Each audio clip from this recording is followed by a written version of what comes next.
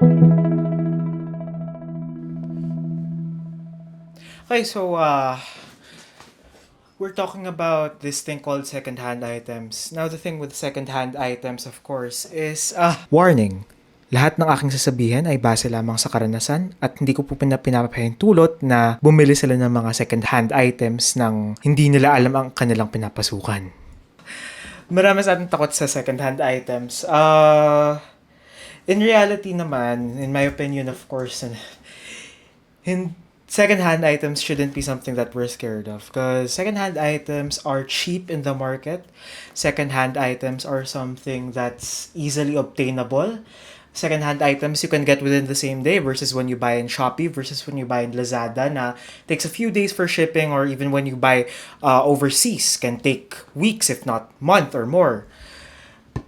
Kaya yun yung kagandahan ng second-hand items is that you can get them now, essentially now, and from people who are around you. And you can actually test these items as opposed to just hoping for the best na pagdating sa'yo, it works. Of course, the worry is warranty. That's always the biggest worry when buying second-hand items. Pero the trade-offs, in my opinion, are well worth it. Now, in this summer, hindi ako magpapanggap na hindi ako kumita from selling second-hand items, from buying and selling second-hand items, which actually ang laki ng kinita ko from buying and selling second-hand items. Second-hand items, the market has been super duper booming when it came to ECQ, when it came to, of course, lockdown and people staying at home and needing to work. ECQ has been huge source of revenue for people that are selling in the second-hand market. And I was one of those people who were able to take advantage of the situation. At home, sobrang parang nga ko, wala akong magawa. And I chose na sabi ko, sige, try lang natin. Parang masaya naman siguro to make money from second-hand items. Second-hand items naman, of course, the worry always with people is sira ba? Or parang baka nagpanggap si seller, baka scam. Now, of course, you need to do your due diligence. Hindi yung bibili-bili ka lang ng out of nowhere na dahil, uy, mura, uy, siguro parang you saw an RTX 2070, 2080, parang makikita mo, uy, 18K lang. Sige, kagat, tara. Hindi ganun. Of course, you have to do due diligence. And also, pero when it comes to the buy and sell game, you need to act really fast. You need to really prove that you're interested in the market, in who you're buying from. And you need to make sure, of course, that the item is in well-working condition. Now, for me, I've made so many risks in the past. So far, when it comes to second-hand items, never pa ako napasok. Never pa ako na nagka-problema. Obviously, I've made more than 10 PCs during the ECQ time in itself, during this entire work from home thing. Arguably, maybe umabot din ng 15 or more. And I've made a sizable income from that. And that income, of course, has went to developing this mini office, this space that I call as my workspace, previously my room. And ang saya nga na, you're seeing na, of course, hindi naman tayo garapal na maglalagay lang kung ano-anong margin na gusto lang natin. Kailangan naman within a reasonable margin. And of course, for worth the effort. Now, again, this is not to encourage or discourage secondhand selling. Actually, this is really to encourage secondhand people to buy secondhand. The secondhand market, you will get a lot more value talaga, undoubtedly. To give you an example, back then, I got a GTX 1080. At the time, it retails around 25,000 maybe.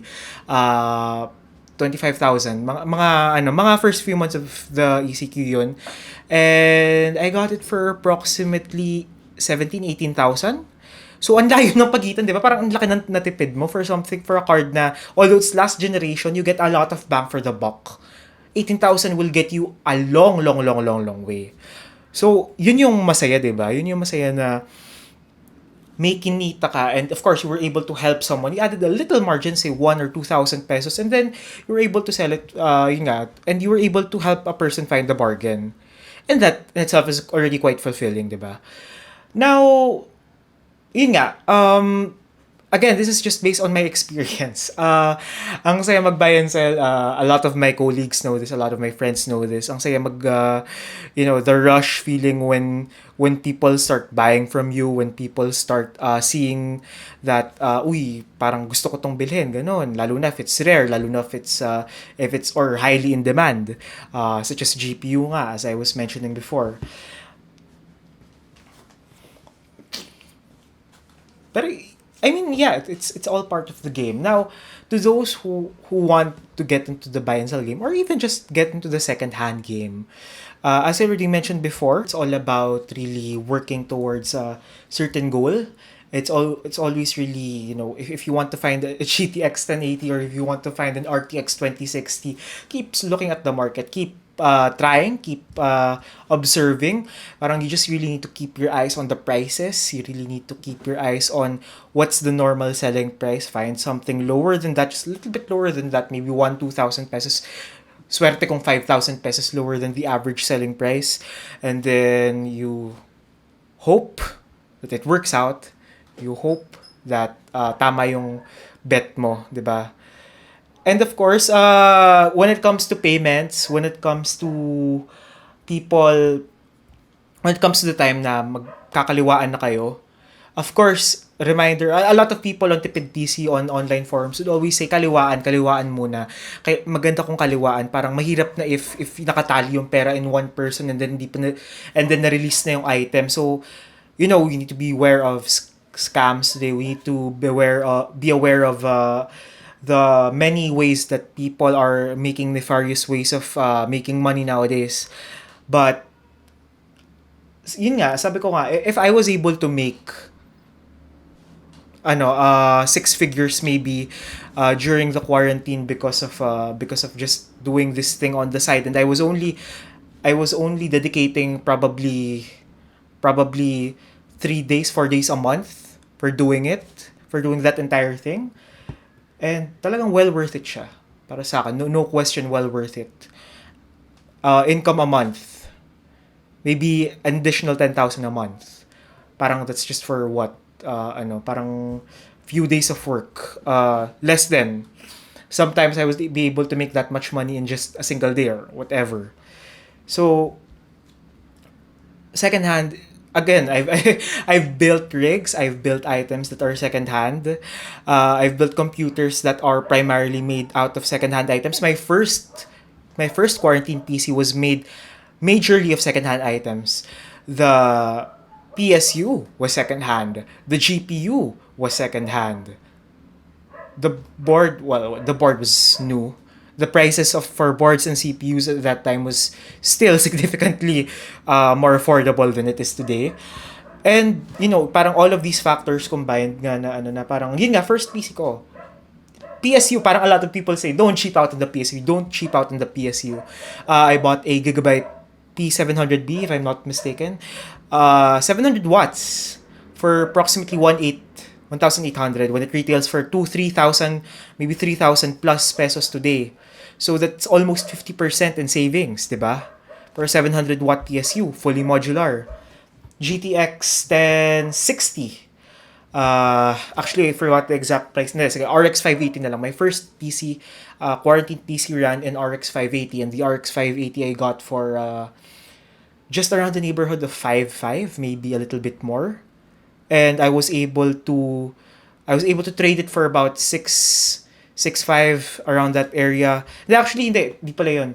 Na-bundle ko pala siya. I sold the entire PC, I bundled it, and then I just put a little markup on top of it, and then I sold it on the second-hand market. And parang, people don't even blink about that. As long as, you just say na it's been lightly used or that you've kept it for about a month, ganun, people don't really mind it. I think it's still a great way of making extra income on the side. So that's been my experience, really. That's been that's what I've been through in these past couple of months. Last point, sa lahat-lahat ng binili kong items na secondhand,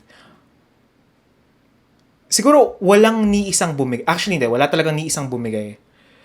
I've never had anyone complain to me about any hardware malfunction, any defect from secondhand items.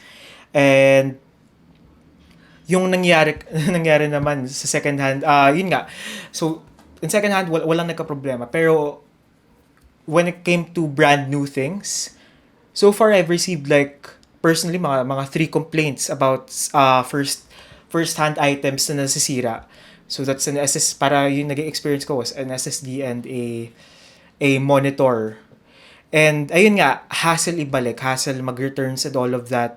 And when it comes to second hand, of course, the pain is always yours. The burden is always yours of making sure that it's good, that it's in good working order. Pero when it comes to first-hand items naman, especially in the pandemic, ang hirap rin mag-return ha. Ang hirap rin mag-RMA or ipaayos, ganun. So, hassle, parang inabutan kami ng 2-3 weeks para lang ma-repair yung isang monitor that was an Envision one. I would still buy a second-hand Envision monitor. So lang. I personally would buy one. Assuming the price was right, assuming it was significantly below market price, I would still buy one. Pero my point being is that we bought a new one, and sa lahat na naging experience ko in those 10, 15, maybe plus pieces that I built over the quarantine, um, lahat ng second-hand items, walang ni isang bumigay. Pero, yung brand new items, sakit sa ulo ipabalik, sakit sa ulo paayusin. Even personally, mga personal items ko na binibili, Shopee or whatever, pag may bila akong brand new na items para sa sarili ko, parang, parang ang dami laging bumibigay or peke or whatever. Pero when it comes to second hand, maayos. For example, this camera that I'm using right now, this Logitech C920, this is second hand. Ano pa ba? This iPad I just recently bought, iPad Mini 4. This is wow, Ryzen 7 powered. Wow. Okay, this is I got it for 8,500 pesos. Pero it works. It's spotless really. Parang it's perfect in every single sense of the word. It's even an LTE version. It's the cellular version. So kita talagang wais, talagang tipid as in. Kita naman natin na yun nga, walang ni isang dent or whatever, and for the low price of 8,500, parang no-brainer, 'di ba? Second hand versus bumili ng bago na worth 20,000 plus, 'di ba? So ayun. So that's just my point. People should be more open-minded about second-hand stuff. Not just because it's second-hand doesn't necessarily mean masisira agad, doesn't necessarily mean na may magkakaproblema or that it's nalaspag na. In terms of GPUs, takot ang mga tao bumili ng mga second-hand GPUs from miners. Pero in my opinion, if you know a thing or two about electronics, you know that madalang lang bumigay ang electronics. You know that electronics, especially ones na na chip-based, na hindi siya, yung walang mechanical, walang moving parts. Like a GPU, the only moving part is the fan. And the fan costs like how much? Pero, yun nga, yung actual chip, parang napakalabong mamatay ng chip sa GPU or buying a laptop, a second-hand laptop. Dati rin, I traded laptops. I traded in my old laptops. When was the last time a CPU has actually failed? Really? Think about that for a second. When was the last time a CPU you owned, like a processor, actually failed on you? I beg you to think about that. Usually, ang unang bumibigay software or hard drive or some other, or board or something. Pero for some reason, processors never fail. So, yun yung mga parang factors you need to take in. One of my personal second-hand builds, parang major second-hand personal build was a small form factor PC. A small form factor PC. What do you mean by a small form factor PC? Like super liit. Like you can fit it in a backpack. That's a small form factor PC. Now, what did I do with that small form factor PC? Well, I got most of the parts secondhand except for the case, the processor, the board, the GPU. Okay, the power supply was brand new. The fans, I believe, were second. Yeah, the fans were secondhand. The cooler was brand new. The RAM was secondhand. Walang bumigay, 'di ba? And I was really able to use it for a good amount of time. The laptop right now that I'm recording this on, this is an ROG Zephyrus G14. Wala akong problema sa laptop na to. Ryzen 9 4900HS RTX 2060 Max Q. And in-upgrade ko na lang. 40 gigs of RAM and 2 terabytes of storage. Walang bumigay parang... Speaking of secondhand, sobrang ironic na after I recorded this, diba secondhand yung laptop ko, biglang nag-crash. Okay, well, ngayon nagre-reboot naman. So, ayun, goes to show that second-hand item still wins. No jinx. Hindi talaga siya jinx kasi naniniwala talaga akong lang problema yun. And talagang software issue lang. No jinx. I don't need to jinx it. Diba, I got it, although ito imported naman. I got it as second-hand from the US. Approximately mga 60 plus thousand lang, just a little bit above 60,000. You're getting a Ryzen 9. You're getting an RTX 2060. No question, no brainer, 'di ba? Parang go second hand, go, parang ganoon. My previous laptop, second hand rin. And it lasted me for about a year and I sold it to a close friend of mine, Jerwin, and it still works as good as it did in day one. So yun. First hand second-hand items, for me, there's nothing to be afraid of them. Kasi ako personally, wala pang bumibigay sa akin ng second-hand item na binili ko. Lahat ng bumigay sa akin ever are just first-hand items or items na kinalikot ko. Yung Xiaomi notebook na binili ko, na binili para sa akin in my past job. Ayun, bumigay yun. It was brand new. In just within 6 months, bumigay yung battery nun. And I had to repair it myself kasi walang service center in the Philippines at the time. So, ayun. So, well, I guess, yeah, that's, I've talked too much of your time. It's already 18 minutes. So, thank you so much for watching, guys. I hope you enjoy and I hope you, and,